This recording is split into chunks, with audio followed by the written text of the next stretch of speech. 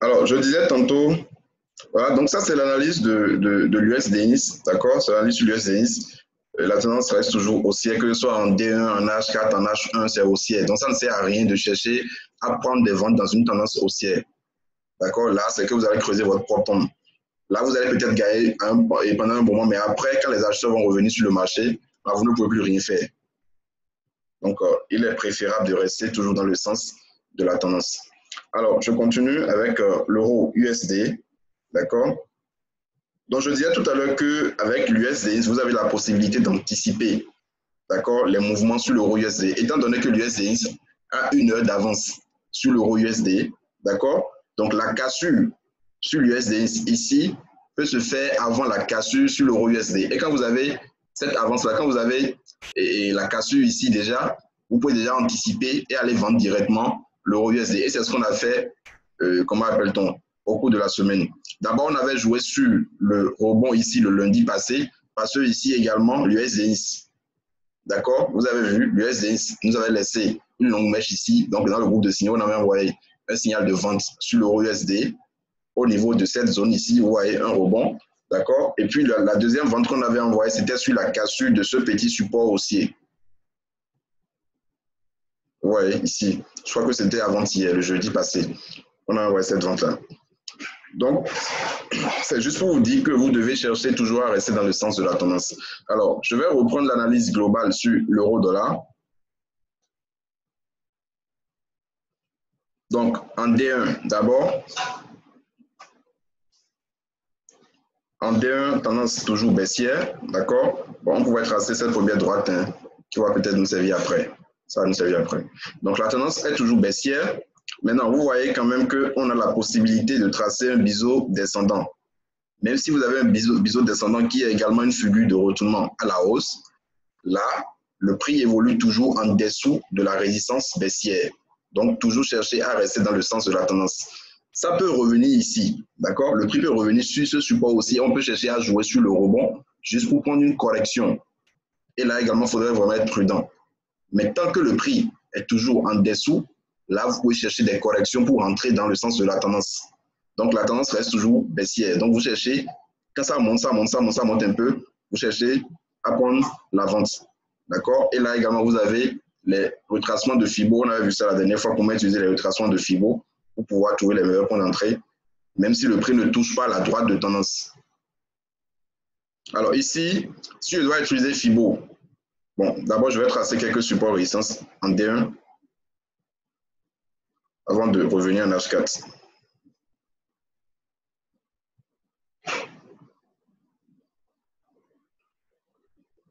Donc ça, c'est le plus bas de l'année sur l'euro USD. Ce niveau-là, c'est le plus bas, les 1,1110 là. Donc c'est un niveau très important. Donc c'est l'objectif final sur l'euro USD, sur la vente que nous avons prise le jeudi là.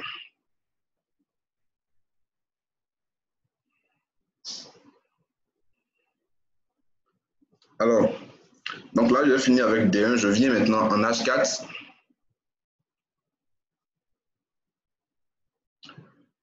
Voilà. En H4 ici, donc on avait pris une vente. Si on doit utiliser Fibo, si je prends ce mouvement ici, d'accord, les Fibos se sont arrêtés au niveau de 61,8%. Vous voyez, arriver dans la zone ici, ça laisse des mèches. Donc, c'est 61,8% qui ont repoussé le prix à chaque fois. Ça vient, ça touche, ça descend, ça vient, ça touche, ça descend également. D'accord? Donc là, les Fibos également ont joué leur rôle. Parce que vous avez vu que le prix n'a pas forcément touché la grande droite de tendance ici. Je vais réajuster. Voilà, ça n'a pas forcément touché la grande droite de tendance. On avait quand même une deuxième droite de tendance qu'on avait tracée ici. Vous voyez, ça a cassé, mais ça n'a pas dépassé le plus haut précédent. N'oubliez pas cela. On avait parlé de ça plusieurs fois également. Ce n'est pas parce qu'une droite de tendance est cassée que ça veut forcément dire que vous avez un retournement de tendance. On est d'accord. Quand ça casse, il faudrait que ça dépasse le plus haut précédent. Si ça avait cassé, si le prix avait cassé ce niveau, c'est-à-dire les 1,1261, là, ok, on peut parler de retournement de tendance juste pour cette petite tendance baissière. Parce que n'oubliez pas la grande droite de tendance baissière qu'on a tracée en D1, c'est cette droite-là. Vous voyez? Donc ça pouvait également revenir ici et chuter. Donc il y a plusieurs obstacles au niveau de l'euro USD. Donc, la tendance reste toujours baissière. Alors, après cela, qu'est-ce que nous avons tracé? Nous avons tracé ce petit support haussier, cassure, pullback, et puis là, ça continue. Donc, le TP final, c'est les 1,1110 que nous avons en bas. Nous avons vendu, nous avons mis le stop légèrement au-dessus du sommet précédent. Alors, pour ceux qui n'ont pas encore vendu, bon, c'est pas encore vraiment, je vais voir, d'ici à ici, ça me fait 44 pips, à ici 68 pips, donc c'est pas un très bon ratio. À moins que vous vendez, vous mettez le TP à 1,1110 et le stop loss légèrement à 1,1189. Donc vous risquez 33 pips, d'accord, pour gagner 44 pips. Là, c'est compréhensible. Mais vous ne pouvez pas mettre le stop loss à ce niveau-là. Là, on a mis ça. Donc, c'est un petit risque qu'il faut prendre. Donc, ça, c'est l'analyse sur l'euro USD. Donc, c'est ce que nous avons surveillé au cours de la semaine, ça, sur l'euro USD. Est-ce que ça suit chez tout le monde?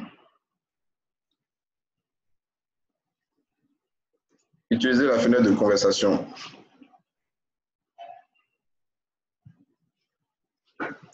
Super. Alors, je continue. Je continue avec le gold. Le gold également, on a parlé de ça de plusieurs fois. On a fait plusieurs analyses sur le gold. D'accord? On a parlé de ce support haussier.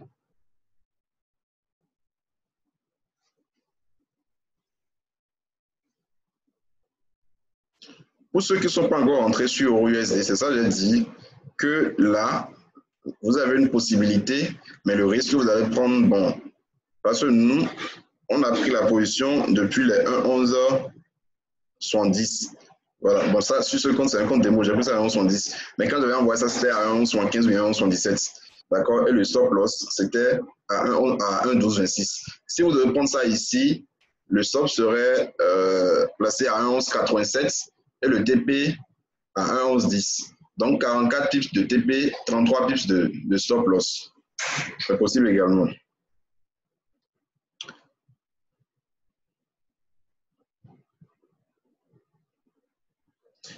Monsieur Dewanou, le son, vous pouvez vous déconnecter, vous reconnecter. Hein.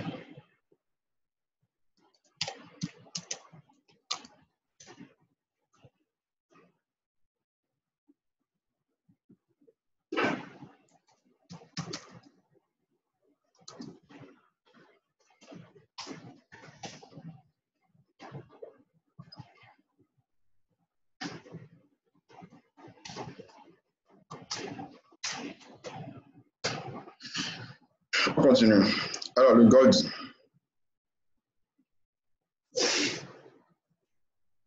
J'étais sur le gold. Hein. Ok, c'était ici. Alors, le gold, la tendance est haussière. Je suis sur le graphique daily. D'accord? Je trace quelques supports résistance majeure.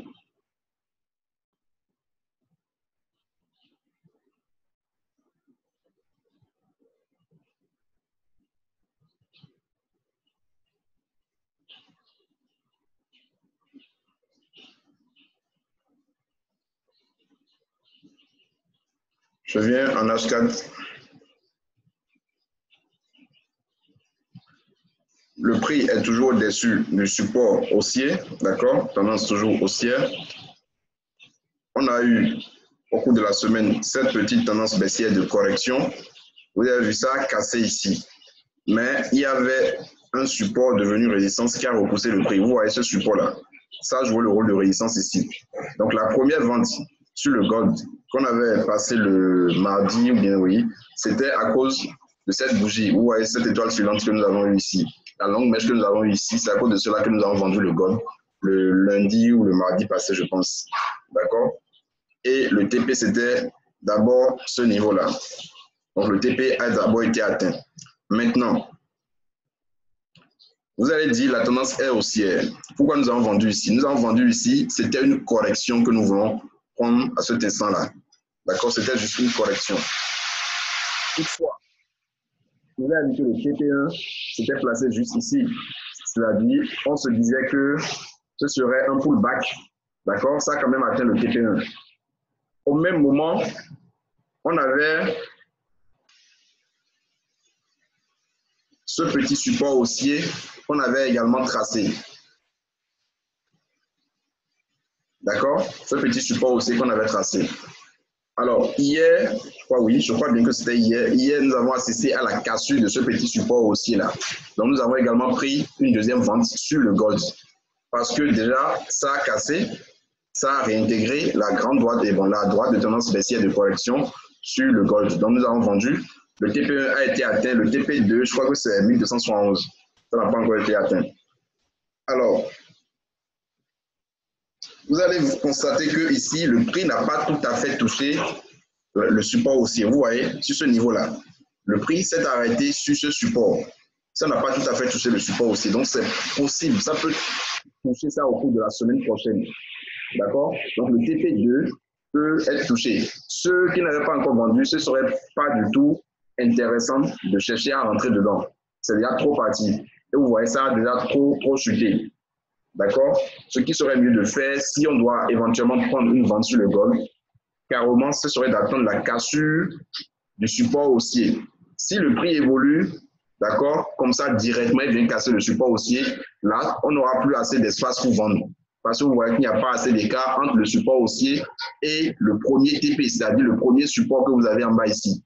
Là, ce ne serait pas du tout intéressant. On ne peut pas chercher à vendre là. Mais si, par exemple, le prix évoluait de façon latérale, c'est-à-dire ça évolue comme ça, et ça vient casser peut-être ici, d'accord? C'est-à-dire on a peut-être quelque chose, un truc du genre, quelque part ici, là on peut entrer et mettre le TP directement sur les 1265,76. Est-ce que c'est compris sur tout le monde? Mais si c'est que ça vient directement avec une forte accélération baissière, vient casser ici, d'accord, on n'aura pas assez d'espace pour prendre une vente. Mais quelque part ici ou bien peut-être ici, voilà, là, on a un peu d'espace, on peut vendre pour aller chercher le TP ici.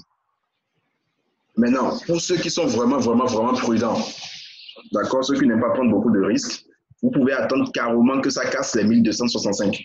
Ça casse les 1265, vous avez une clôture en dessous des 1265,76. Là, ce sera d'abord, comment appelle-t-on, une première phase de retournement.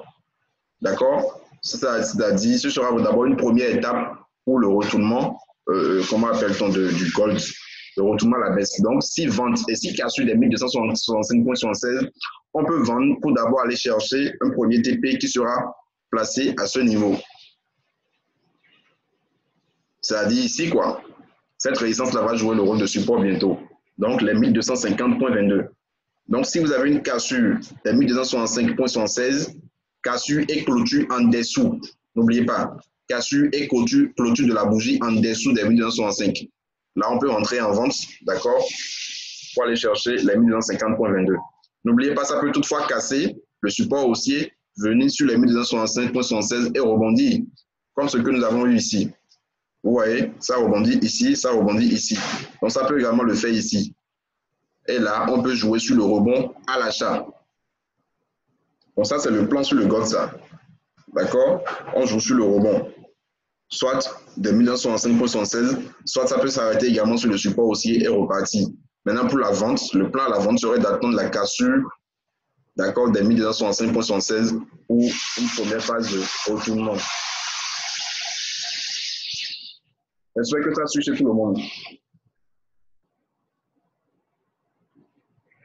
Alors, je vais continuer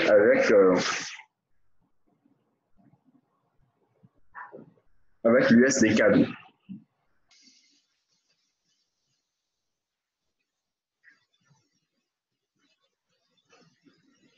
USD-CAD, bon, nous avons déjà plusieurs fois tradé dans l'USD-CAD. Là, je suis sur le graphique daily, graphique journalier.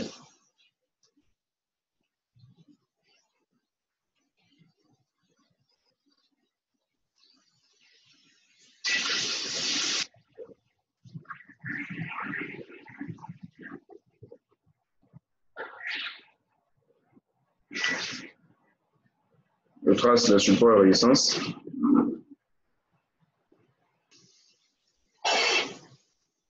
Et vous voyez voyez ici le RSI au-dessus de 50. Donc ça nous dit vraiment que la tendance est haussière. Par contre, le RSI est toujours au-dessus de 50.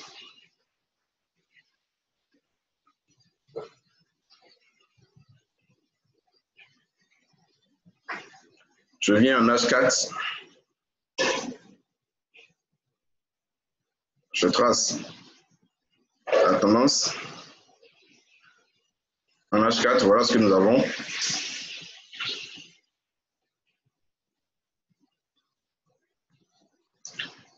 Voilà, on sait quand même que la tendance reste toujours haussière.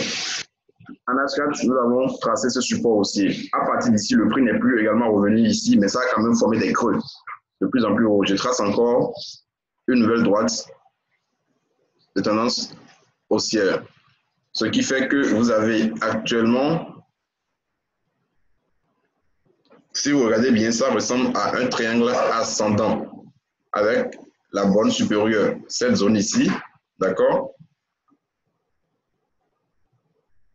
Je vais changer la couleur.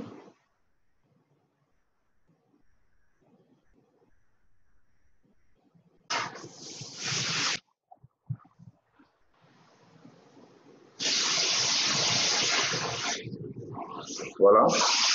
Et la borne inférieure, ce support haussier là. Ce qu'on attend, soit ça, le prix revient tester le support haussier, on prend le rebond, c'est-à-dire on achète, ou ça casse pas le haut, c'est-à-dire ça sort. Parce que vous avez vu, ça rebondit ici à la baisse, ça rebondit ici à la baisse, ça rebondit ici à la baisse. D'accord? Ça peut également revenir chuter encore. D'accord? Donc c'est à vous de surveiller pour prendre le rebond jusqu'à ce qu'on ait peut-être plus d'espace. Parce qu'à un moment donné, ça va forcément sortir. Soit ça sort par le bas, on vend, soit ça sort par le haut, on achète. Et vous allez voir, il est très fort probable que ça sorte par le haut parce que c'est un triangle ascendant. Et très souvent, ça sort par le haut, ça casse par le haut. Et également, nous sommes dans une tendance haussière. Donc, ça va annoncer la continuation de la hausse. Et dans ce cas, l'objectif final sera les 1,36,58. Mais le premier TP sera d'abord ce niveau-là. Vous voyez? 1,35,65. D'accord? Je viens en H1. Voilà. Donc, c'est pareil. Triangle ascendant. D'accord? Ici, vous avez vu ça consolider. Ça consolider, ça fait de n'importe quoi, mais après, vous avez la zone ici, vous avez ce support aussi ici.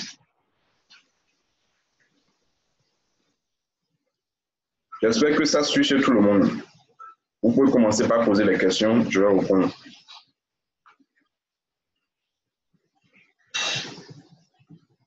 Alors, on continue.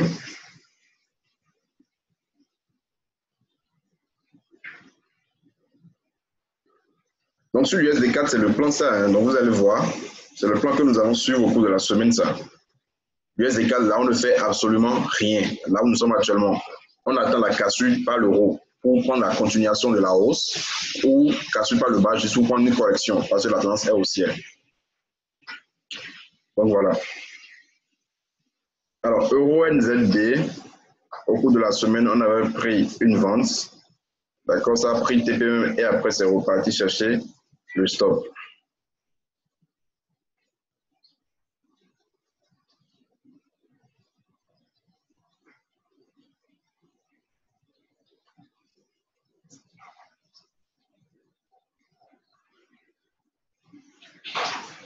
Alors, je suis même sur le graphique H1. Alors,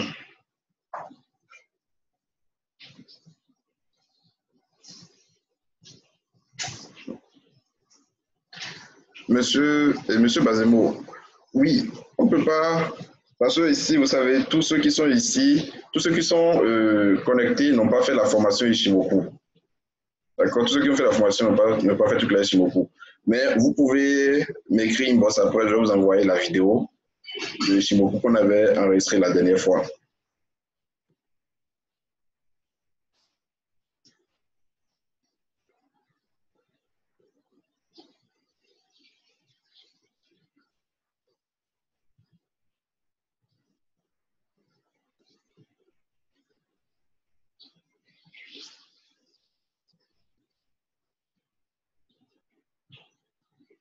Alors, voilà. Bon, ça fait une petite consolidation. Hein. Là, je suis directement sur le graphique H1.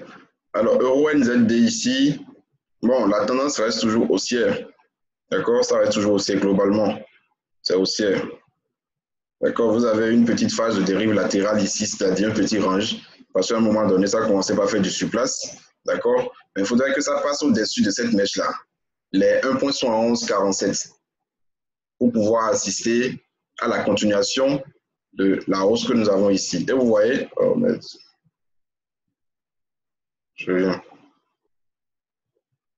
Voilà, et vous voyez que ça correspond également à une zone importante ici. D'accord? Vous voyez, c'est une zone très, très importante. Donc, c'était un support devenu résistant. Ça rebondit ici. Ça rebondit ici. Donc, ça peut également rebondir ici. Ça peut vraiment être une très bonne zone de vente. D'accord? Parce que ça rebondit déjà ici. Ça peut être une très bonne zone de vente également. Pour ceux qui font du trading agressif, d'accord, ceux qui sont vraiment agressifs sur le marché, ils peuvent chercher un chandelier de retournement dans la zone ici et prendre une vente et faire du swing avec cela. Donc là, l'objectif sera hyper large. D'accord, ce sera une baisse pour aller chercher le plus bas ici. Et là, ça risque de prendre vraiment du temps. Mais c'est quand même pas mal de pips. Celui d'ici à ici, ça me fait 818 pips, donc c'est beaucoup. C'est vraiment beaucoup. Donc, on peut avoir cet objectif-là. Prendre une vente. Pour ceux qui sont agressifs, hein, prendre une vente directement dans la zone ici, avec un stop légèrement au-dessus. Mais n'oubliez pas, ça peut aller chercher le stop avec les mèches, comme ce que vous avez eu ici. D'accord? Maintenant, c'est quand on veut être agressif qu'on le fait comme ça. Maintenant, vous avez également la possibilité de patienter, d'attendre que ça casse d'abord ici, ce support haussier, pour vendre. Là, vous faites étape par étape. Vous vendez, le TP1, c'est ici. Vous attendez, ça casse encore ce support, le grand support haussier H4. C'est-à-dire, ce support aussi est là, ça casse et là, il faut rentrer dedans maintenant pour chercher à prendre le swing. D'accord? Voilà. Et là, vous allez chercher peut-être à prendre les différents niveaux, quoi. TP1, TP2, TP3, etc.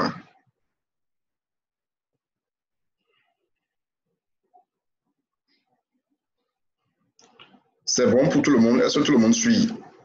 D'accord? Les plans que nous avons établis pour la semaine prochaine. L'euro USD, le GOD, l'USD, l'USD CAD, Euro NZD.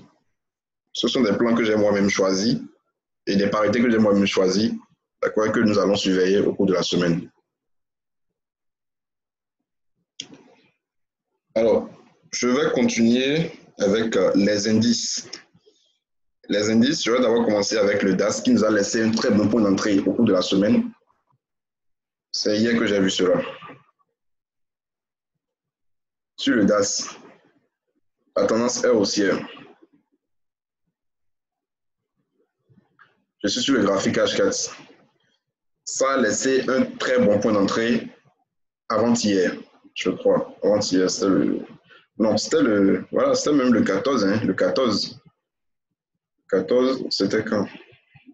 C'était le mardi, voilà, au cours de la semaine, c'était le mardi passé. Parce que vous avez vu ce support aussi là, ça a exactement joué son rôle, parfaitement. Donc c'était un très bon point d'entrée à l'achat. Parce que, un, vous avez ce support haussier, d'accord, sur lequel le prix a rebondi.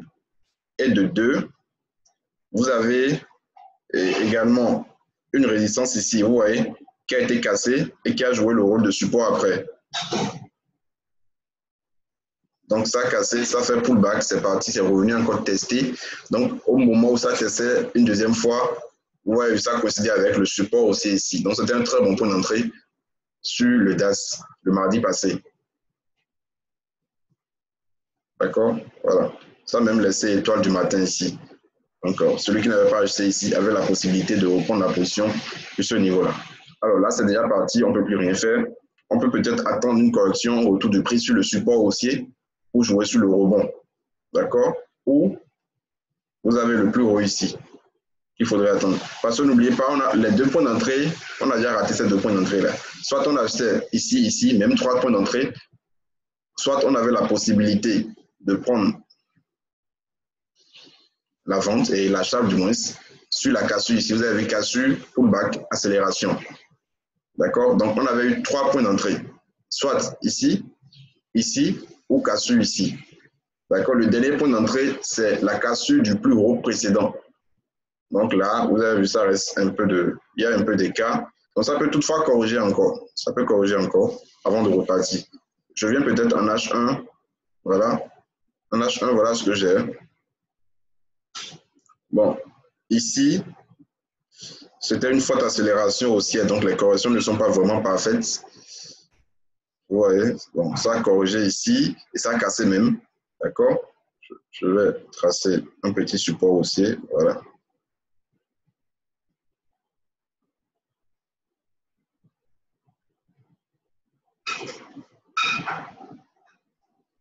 Là, actuellement, si j'utilise Fibo, le prix s'est arrêté sur les 38,2.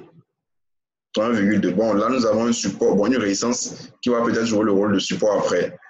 Mais là, je ne vais pas chercher à acheter le DAS sur ce niveau-là. On peut surveiller les 50, d'accord, ici, ou les 61,8. Voilà. Donc, ça peut corriger et revenir dans la zone ici, ici ou bien ici, pour repartir. Là, ce sera mon point d'entrée. Voilà. Donc, vous avez les 12 089 et les 12 033 qu'on peut chercher à surveiller sur le DAS. Maintenant, n'oubliez pas, là, je suis sur le graphique H1. Ce sommet-là également, d'accord, peut nous servir et pour prendre une position d'achat. Parce que n'oubliez pas, le prix peut ne pas forcément corriger. Ce n'est pas parce qu'il y a Fibonacci qu'il y a forcément des retracements. N'oubliez pas cela. D'accord, ça peut ne pas corriger et repartir. Donc là, nous allons nous servir de cette résistance ici. C'est même une zone de résistance pour pouvoir rentrer à l'achat pour aller chercher les 12 450 sur le DAS. Voilà.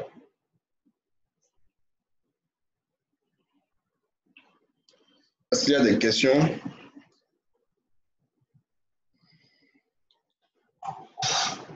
Alors, je profite pour rappeler à ceux qui ont rempli la fiche d'inscription pour le groupe de signaux. Parce que n'oubliez pas, le groupe de signaux a été réaménagé totalement. Parce qu'en plus des signaux, maintenant, vous aurez des plans, suivi des plans jusqu'au déclenchement, d'accord, de ces plans-là, jusqu'à la prise de position sur ces parités que nous avons envoyées. Et n'oubliez pas qu'il n'y a pas de garantie sur le marché. On ne vous garantit absolument rien. D'accord? Ce n'est pas parce que vous avez souscrit à un groupe de signaux que obligatoirement vous aurez une semaine positive. On peut envoyer les signaux. À la fin de la semaine, on aura un bilan positif. Ça ne veut pas forcément dire que vous aurez un bilan positif. Parce que si on envoie les signaux et nous on comptabilise, y compris les signaux qui ont touché les stop loss, et on voit que nous avons peut-être réalisé 400 pips, d'accord? Vous aurez peut-être les 400 pips, mais vous pouvez avoir un solde négatif. Parce que si vous ne respectez pas les volumes, vous pouvez perdre. Supposons on envoie 5 signaux au cours de la semaine. Sur la première position, le premier signal, vous avez pris 0,1. Vous avez gagné, le TP final, c'était 50 pips. Vous avez gagné $50. Deuxième position, deuxième signal, on a envoyé et vous avez pris 0,1 toujours. D'accord? Le TP final, c'est 25 pips. Donc, au finish, vous avez fait TP1 et première position, deuxième position, 75 pips. Troisième position, on envoie. Le stop est peut-être placé à 50 pips. Le TP est placé à 100 pips. Et au lieu de prendre peut-être 0,0 et 0,1 que vous prenez d'habitude, comme vous avez vu que les deux premiers CEO ont marché, vous prenez peut-être, comment appelle-t-on, un lot, voilà, un lot ou bien 0,5. Si vous prenez 0,5, si vous perdez les 50 pips, d'accord, ça vous fait $250. Alors que si on doit comptabiliser en termes de pips, d'accord, ça fait 75 pips moins 50. Donc, on sera toujours à plus 25 pips de gain. Est-ce que vous comprenez? Donc, tout dépendra du volume que vous aurez à prendre. C'est pourquoi, dans le groupe, comment appelle-t-on, dans la fiche de préinscription, on a laissé une case pour que vous puissiez remplir pour mettre le capital que vous avez et nous allons vous donner des indications sur le volume à prendre. Donc, c'est très important. Ce n'est pas parce que nous allons peut-être avoir un bilan positif à la fin d'une semaine que vous aurez forcément ce même bilan. Si vous ne respectez pas le money management, si vous prenez de gros volumes sur certaines positions qui vont peut-être toucher le stop loss, vous risquez de réaliser des semaines négatives. J'espère que c'est bien compris chez tout le monde. Voilà. Donc, la semaine prochaine, il n'y aura plus de signaux gratuits dans le groupe. Donc, tout sera envoyé dans le nouveau groupe de signaux VIP. L'abonnement trimestriel qui est à 40 000 et annuel qui est à 120 000. Voilà. Et je profite également pour rappeler, et si vous avez, pour les étudiants du Burkina,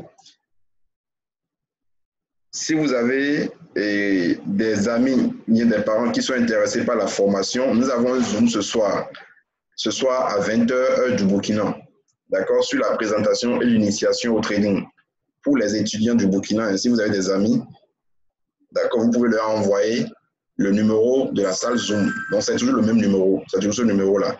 Vous leur envoyez juste là, vous leur dites de se connecter à 20h, heure du Burkina pour la présentation et l'initiation. Vous leur envoyez également l'image de la formation, de la prochaine formation. Alors, oui, monsieur Dominique, je n'ai pas compris votre question.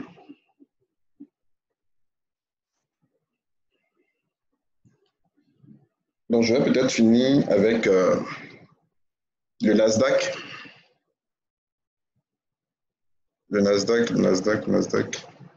J'avais ouvert le graphique du Nasdaq.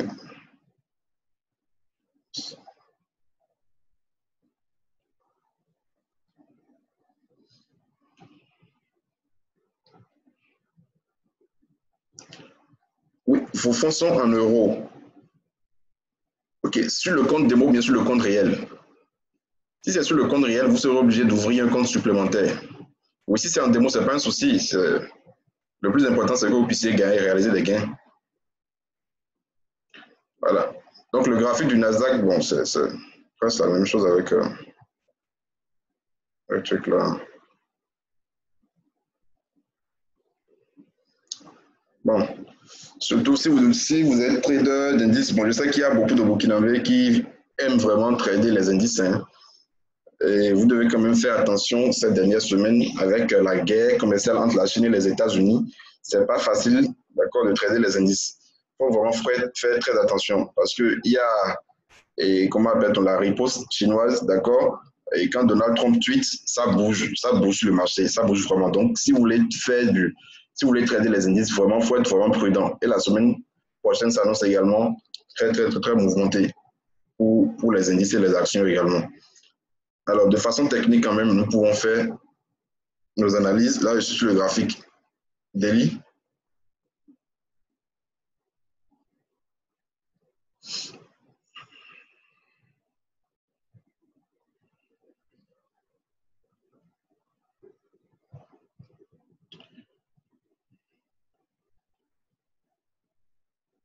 Bon, même sur le graphique daily, si vous avez vu, le RSI est passé en dessous de 51. Là, ce n'est pas du tout bon signe, ça. Surtout pour les indices. Ce n'est pas du tout bon signe. Le RSI est passé en dessous de 50 en D1. Donc, ça annonce la baisse là.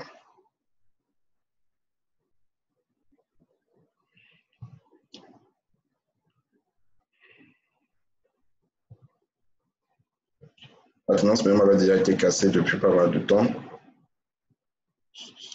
La tendance ici, elle est haussière, mais elle a déjà été cassée.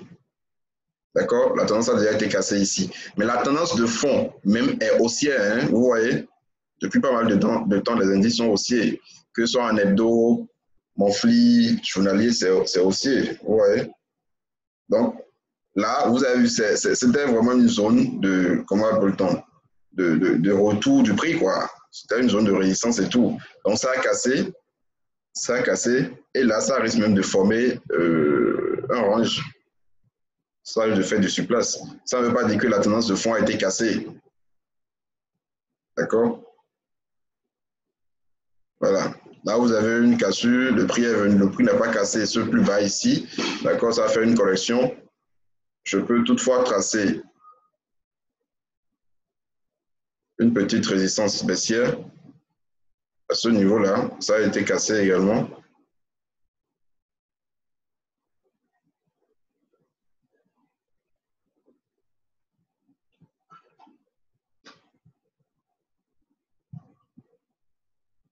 Voilà. Donc, nous avons eu la cassure du support aussi que nous avons tracé en H4. D'accord? Le prix est venu. Bon, ça n'a pas tout à fait touché. Le support ici, c'est reparti. Tout ça, c'est à cause des tweets de Donald Trump. Tous les mouvements que vous avez eus cette semaine. vous voyez, avec des gaps pas possibles. D'accord? Vous voyez ici également. Alors, si je suis un trader d'indice, je serai quand même prudent. La semaine prochaine, vous devez vraiment être très prudent au cours de la semaine prochaine. Alors là, de façon technique, vous avez, là, je suis sur le graphique H4, cassure de ce support et de cette résistance baissière du moins, peut-être un pullback ici, d'accord, avant de repartir. Vous pouvez chercher à prendre le pullback, mais j'irai peut-être en H1 pour voir si je peux tracer un petit support haussier ici. Voilà.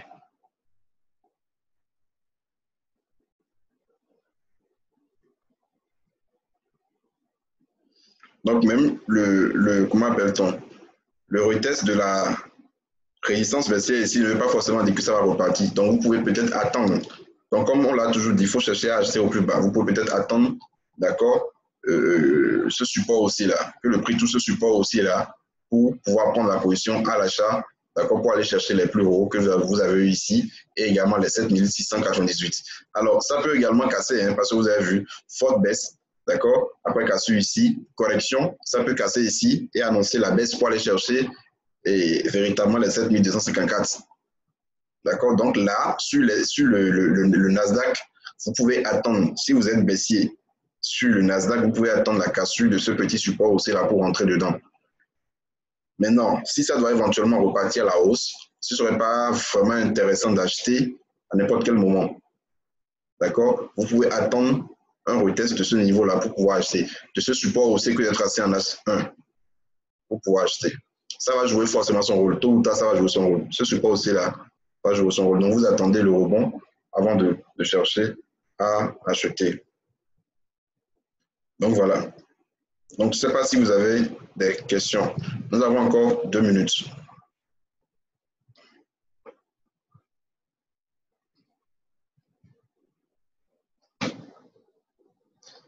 Pour ceux qui n'étaient pas là au début, vous avez la vidéo sera mise en ligne sur la chaîne YouTube d'ici 1 heure ou 2, comme ça. Moi, Olivier. S'il vous plaît, monsieur Ulrich. Oui. Oui, j'ai une question relativement à USD. Hein. Oui. Par exemple, est-ce que c'est possible de rentrer en position d'achat en H4 sur USD4 et puis en même temps faire une analyse en euro USD et puis rentrer en position également d'achat, c'est-à-dire acheter l'USD et en même temps vendre l'USD sur différents paires. Non, c'est possible. Là, vous voulez jouer sur, vous voulez faire de la couverture. D'accord? Vous voulez faire de la couverture. Mais quand vous voulez faire de la couverture avec l'euro USD, c'est plutôt avec l'USD CHF qu'on le fait. Parce qu'il y a une corrélation entre les deux. Donc, c'est possible d'acheter euro USD et de, comment appelle-t-on, d'acheter l'USD CHF. D'accord? Juste pour faire une couverture, mais ce n'est pas vraiment conseillé. Ce sont les, comment appelle-t-on, ceux qui font de l'arbitrage, ceux qui sont dans les grandes salles de marché qui le font pour profiter juste des petits, comment appelle-t-on, de l'écart qu'il y a entre les deux. D'accord? Oui. Mais là, ils le font avec de gros volumes. Donc, ils profitent de ces petits écarts-là qui représentent beaucoup. Mais si vous allez le faire ici, je ne vous conseille vraiment pas cela. Ok, merci. Voilà. Donc, je crois que nous sommes à la fin. Vous aurez la vidéo tout à l'heure. Donc, n'oubliez pas d'inviter vos amis, de leur envoyer le numéro de la salle pour ce soir à 20h heure du Burkina. Okay.